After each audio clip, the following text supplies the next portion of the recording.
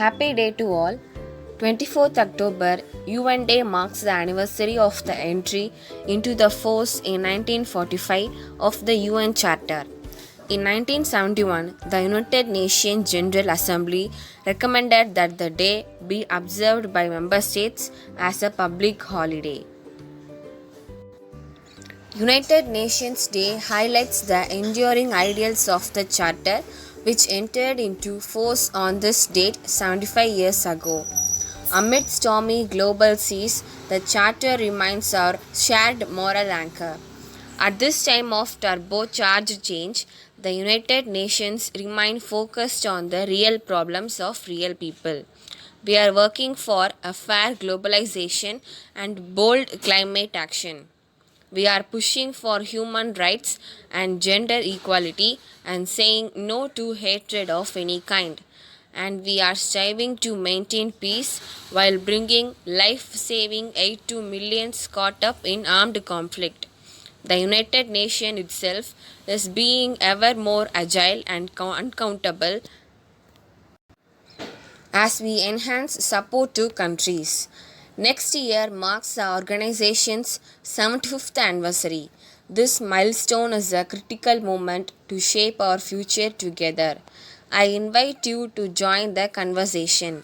Together, let us advance the well being of we the peoples.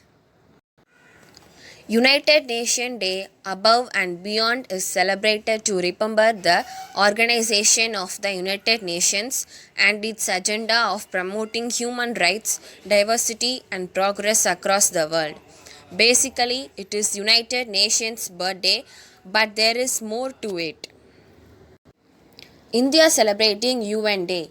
On the account of United Nations Day, Home Ministry has announced that the UN flag will be flying along with the national flag atop all important buildings in India today.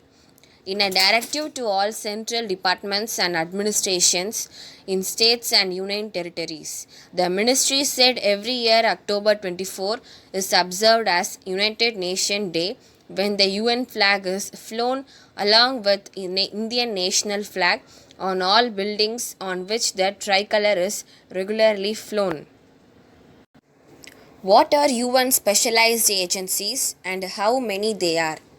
Food and Agriculture Organization, International Civil Aviation Organization, International Fund for Agricultural Development, International Labour Organization, International Maritime Organization, International Monetary Fund, International Telecommunication Union.